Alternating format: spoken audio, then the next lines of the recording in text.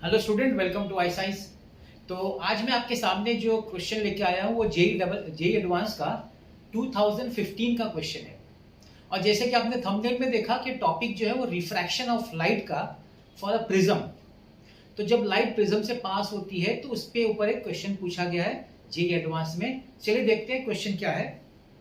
Monochromatic beam of light, monochromatic आप समझते होंगे, single wavelength is incident at 60 degree. तो एंगल ऑफ इंसिडेंस 60 डिग्री है on one face of an equilateral prism of refractive index n। Equilateral prism हुआ मतलब क्या? अब देखिए, एक तो हो गया आपका angle of incidence 60 degree, equilateral prism मतलब एंगल ऑफ प्रिज्म आपका हो गया 60 डिग्री, रिफ्रैक्टिव इंडेक्स n दिया हुआ है, and emerges from the opposite phase making an angle theta n। अभी n का मतलब ये है कि ये रिफ्रैक्टिव इंडेक्स के ऊपर डिपेंड करता है थीटा। जैसे जैसे रिफ्रैक्टिव इंडेक्स चेंज होगा थीटा का वैल्यू भी चेंज होगा। तो हम लोग बोल सकते हैं कि एंगल ऑफ इमर्जेंस जो है वो थीटा n है, मतलब रिफ्रैक्टिव इंडेक्स पे डिपेंड करता है।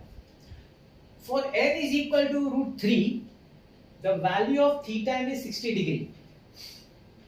तो यहां बोला है if n is equal to √3 theta n उस समय 60 डिग्री होगा angle of emergence. d theta by dn is equal to m. What is the value of n? मतलब in short they are asking you, क्या पूछ रहे हैं? d theta by dn ढूंढने को। यहाँ मैंने लिखा है सिंगल करेक्ट आंसर, मतलब एक ही आंसर करेक्ट है, क्योंकि मोर देन वन भी होता है आपको more than one answer correct, मगर ये सिंगल आंसर वाला क्वेश्चन है। तो चलिए देखते हैं। इसमें आप जानते होंगे रिफ्रैक्टिव इंडेक्स का formula sin i upon sin r, Snell's law.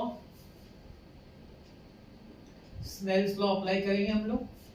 तो स्नेल्स लॉ अप्लाई करेंगे तो रिफ्रैक्टिव इंडेक्स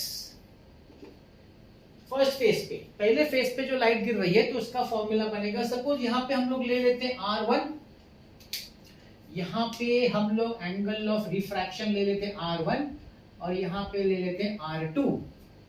तो n is equal to sin 60 degree upon sin R1। It is also equal to sin theta upon sin R2। I hope आपको समझ में आएगा, simple है, Snell's law है। ओके, मुझे d थीटा बाय dn चाहिए, मतलब derivative of angle theta with respect to the refractive index. तो n तो लेना पड़ेगा, थीटा भी लेना पड़ेगा, तो चलिए ये दोनों लेते हैं। Therefore sin theta is equal to n sin R2। आगे this is equal to n sin, अब R2 को हम लोग क्या लिख सकते हैं? R2 को हम लोग ऐसे भी लिख सकते हैं 60 माइनस R1। आप जानते हैं angle of prism is equal to R1 plus R2। तो R2 को हम लोग लिख सकते हैं A माइनस R1, मगर एंगल ऑफ प्रिज्म हमारे पास है 60 डिग्री, तो ये 60 माइनस R1। अब इस पे अप्लाई करेंगे sine of A minus B का formula, sin A cos B minus cos A sin B n times sin 60 का वैल्यू है √3/2 cos R1। अभी cos का हम लोग नहीं लिखेंगे, हम लोग उसको sin में कन्वर्ट करेंगे, क्योंकि मेरे पास यहाँ पे sin R1 है, तो cos R1 लिखने का कोई मतलब नहीं है। तो आइडेंटिटी अगर अप्लाई करेंगे तो लिख सकते हैं 1 minus sin square R1 minus cos 60 का वैल्यू हाफ होता है इनटू sin R1। जैसे कि मैंने कहा यहां से हम sin R1 यूज करने वाले हैं, n times √3/2 root of 1 minus sin R1 is sin 60 upon n। sin R1 जो है sin 60 अपॉन n है, यहाँ पे स्क्वायर है, तो यहाँ पे हम लिखेंगे sin square 60 upon n square minus half sin R1 को लिखेंगे sin 60 अपॉन n। आगे बढ़ते हैं। Therefore sin theta is equal to n √3/2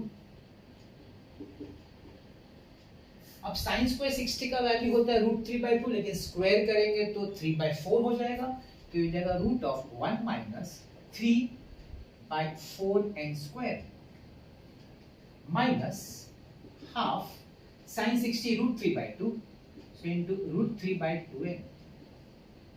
This is equal to n times √3/2 root of L cross multiply कर लेंगे तो ये हो जाएगा 4n² माइनस 3, और 4n² का मैं रूट से बाहर लिख देता हूँ, है ना, 2n। एलसीएम ले लिया और डिनोमिनेटर का 4n² परफेक्ट स्क्वायर है, उसको 2n लिख दिया, माइनस √3/4n। अब देखिए ऊपर से √3 कॉमन निकलेगा और नीचे से 4n कॉमन निकलेगा, क्या रह जाएगा, यहाँ पे रह जाएगा √4n² माइनस 3 माइनस 1। अब ये मेरा है साइन थीटा, काफी पूरा जितना सिंपलीफाई हो सकता है। अच्छा, यहाँ पे आपका n कैंसिल भी हो सकता है, तो जितना सिंपलीफाई हो सकता है हमने सिंपलीफाई कर दिया। अब टाइम है डिफरेंशिएट करने का, so differentiate with respect to n। तो साइन थीटा का डेरिवेटिव हो जाएगा cos theta d theta by dn is equal to √3/4, root है, रूट का है 1/2 root 4n² minus 3 into 4n² का डेरिवेटिव 8n, और सब तो जीरो है तो वो लिखने की जरूरत नहीं है। 4 2 साइड इस 8 से कट गया, d theta by dn is equal to, ऊपर रह गया √3n upon root of 4n² minus 3, और cos थीटा नीचे आ गया। ये हमारा हो गया derivative d theta by dn, वही m है, चाहिए तो इसको m लिख देंगे। अब इन लोगों ने वैल्यू बोला है कि n को √3 लो तो थीटा हम 60 ले सकते हैं, n को √3 तो थीटा को 60 डिग्री।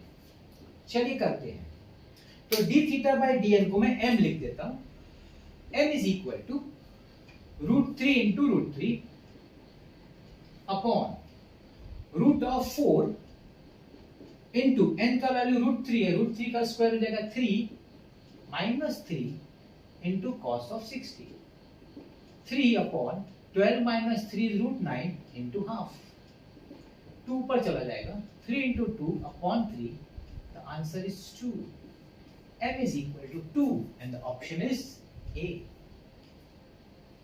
अगर आप ध्यान से देखेंगे इस क्वेश्चन में तो फिजिक्स पार्ट काफी कम है, ज्यादा तो इसमें मैथ्स है, डेरिवेटिव्स है, और आपका ट्रिग्नोमेट्री का फॉर्मूला है कंपाउंड एंगल का, और फिजिक्स पार्ट तो काफी कम है, लेकिन ठीक है, इसी को हम लोग बोलते हैं एडवांस का क्वेश्चन। आई होप आपको इजी लगा होगा। अगर डेरिवेटिव्स आता है तो इसमें सम पे कुछ है ही नहीं, there is nothing in this sum. तो ऐसे ही सम आपके लिए और भी मैं लाता रहूंगा, और मिलते हैं हम लोग नेक्स्ट वीडियो में, and thank you so much for watching this video.